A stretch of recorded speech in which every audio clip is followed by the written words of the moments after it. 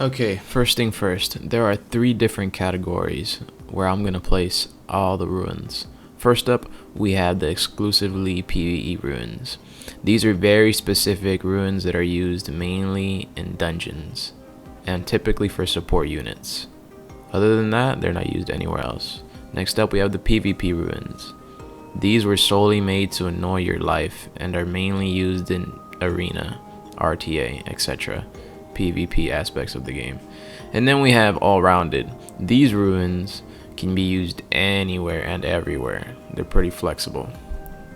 The reason I mention this right off the bat is so you guys can differentiate between what ruins you should use and what you shouldn't use. Also, if you go to a ruin and you click on the question mark in the bottom right, it'll open up a tab with different tutorials on the game. But specifically in the ruin section, it'll show you how much your ruin will power up depending on its default grade, and it will also show you by how much the stats can improve, like right there. You can pause that if you want. That's a really good tab to learn, but me personally, I'll just show you guys more or less what to expect right off the bat. Alright, now I'm going to explain to you guys what each slot does and what to expect from every single slot. Slot 1, let's go inside the manage area. For slot 1, you're always going to get as a main stat, we're going to talk about main stats first. You will always get attack, slot 1, always, no matter what the ruin is. If it's slot 1, it's always going to be main stat attack. Slot 2, you will either get one of these stats. You will never get these 4 down here as a main stat. Preferably people love speed.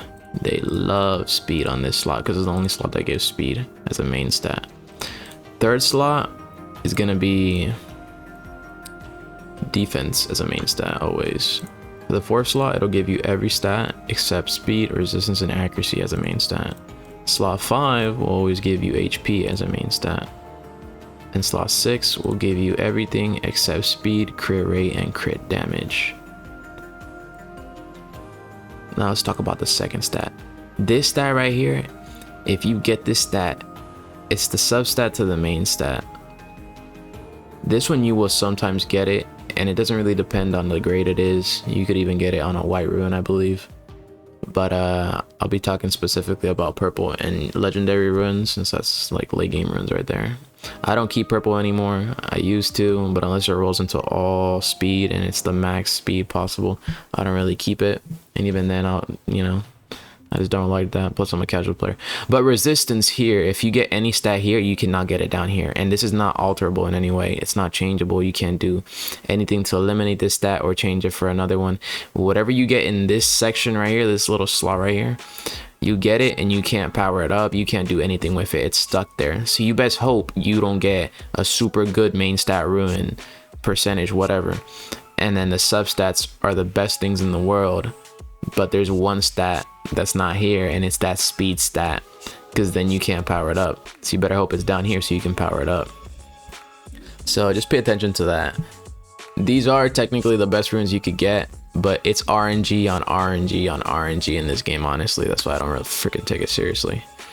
Now we're talking about the substats. In every ruin, you will get substats. If it's a purple ruin, you will get 3 substats when you first get it. And then you can upgrade it to 9, and it'll upgrade 3 times one of these stats. Maybe one of each, who knows. If it's a legendary, you'll get a 4th stat right off the bat, and you can upgrade 4 times each one of them. Well, not each one of them, but you will get 4 power-ups, so it'll go into one of these stats. Maybe all into one, maybe one to each. If it's a purple though, it'll only give you 3 stats, and when you upgrade it to 12, it'll give you an extra new stat. But that power-up is wasted on getting the new stats, so it's not really preferred if you're truly late game. If you're truly late game, you want a legendary default grade ruin like this one, and then you want to hope it all goes into one stat like this one right here. I believe every stat here went into HP percentage. So a run like this, aside from lacking speed, it ain't too bad. You could just rehab it though and put speed, for example, here instead of that plain HP, or switch up the other ones. Another thing to note is that when you put grinds, I'll explain grinds in a second. Grinds are basically just those ruins you get from with the worlds. You could also craft them and get them from events sometimes. But these just basically enhance the substats you already have on your ruin. Only the substats though. Like I said, it doesn't touch this stat here. And when you upgrade it, it's another RNG factor in the game where they either give you 4% or 7% every time you use it. So imagine having a legendary, bro, like defense right here. Oh, for example, let's use these guys. These guys are, I forgot the name of it, but they're just like converting ruins. They basically let you change a stat that's already here for another stat. Well, now that's already there. It's a stat that is not here. It'll let you switch it for it. If it already has that stat, all you can do is really switch it here and put it here and just hope that it's higher than the grade that it has on the convert ruin, and it'll convert it to a higher one. And then once it does that, you grind that with this one, and so you get the most benefit out of it. So that's what grinds and convert ruins do. See, no speed here, I could put it here. But if it was a crit rate, I already have crit rate, so it's forced to go into this one. You can't put another crit rate. You can't duplicate stats down here. It may look like HP is duped, but it's not. It's plain HP, which is completely different from percentage HP. Yeah, they make our life hell, I know. Your appraisals just change all the substats, and it gives you a random amount of random different types of substats over here. So if you prefer this, then you know you can do that. I think you can only use these once you power it up to 12 though. This one's already powered up, so I could re-app it, but I think if it's not, it doesn't. But anyways, that's it for that. 15, the last power up, it just upgrades the main stat. It doesn't affect the stuff stats at all. So that's why you see me, I mostly have just every ruin leveled up to 12 just to see how the substats level up. No point in wasting mana on a 15 if I'm just gonna end up selling it. And that's it for the substats. For artifacts, artifacts are literally just ruins that give you extra benefits to your unit. Their main stats are just plain stats, sadly. They don't give you any percentage stats, it's all plain. It's either gonna be defense, attack, or HP. Same thing here, just keep purples and keep legendaries. I wouldn't keep anything lower than that. Yeah, just do extra benefits. There's nothing crazy about them though. Ruins are the most important things. I might as well add that when it comes down to grinds or convert ruins, I keep the purple ones as well because they're a little bit more scarce than obtaining a ruin, and you end up using them quite a bit. I might as well create some ruins and show you guys just what I mean when it comes down to powering them up and what to expect and what to keep. Normally I would sell all these including purples, but let's look at what the purples got. No speed, I don't even look at it. If it doesn't have speed, I don't look at it at all. I just sell it. It all gets sold.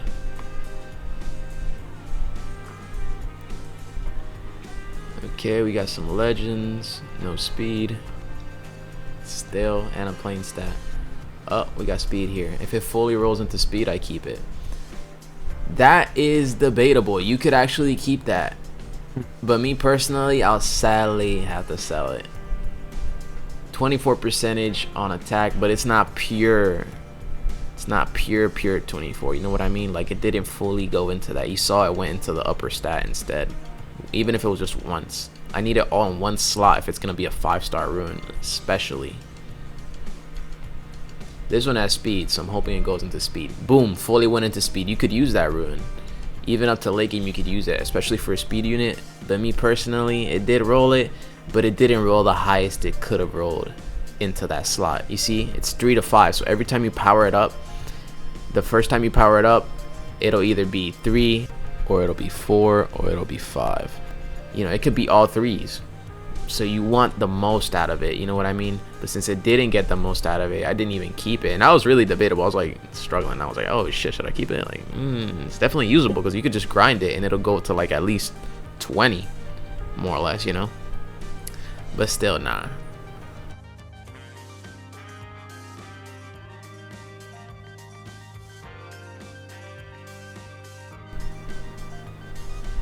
Okay, we got a legendary here. Let's see what it rolls. horrible, absolutely terrible. You would not want to keep a rune like this for nothing. You could try to rehab it, but I wouldn't recommend it since it doesn't even have a second stat either to its main stat. So in this situation, just sell it. This is a horrible rune to keep. It all rolled straight into defense, and this is typically what happens with most of my runes. It doesn't go into the stat I need it to go to, it just goes into a plain stat all the way. That one went almost entirely into speed. If it went that last one into speed, I would have most likely kept it, especially since it's a legendary. Even if it is just a 5-star, it's better than purples. So this is what I'm talking about. If you're an early player, you obviously want to keep whatever you can get. To finish it off, I'd like to give you guys a comparison between my Tiana and another player's Tiana. My Tiana, although it may be a slight bit slower due to the grinds, it is a full equipped set with will and speed. This other player, however, has a broken set and a speed set.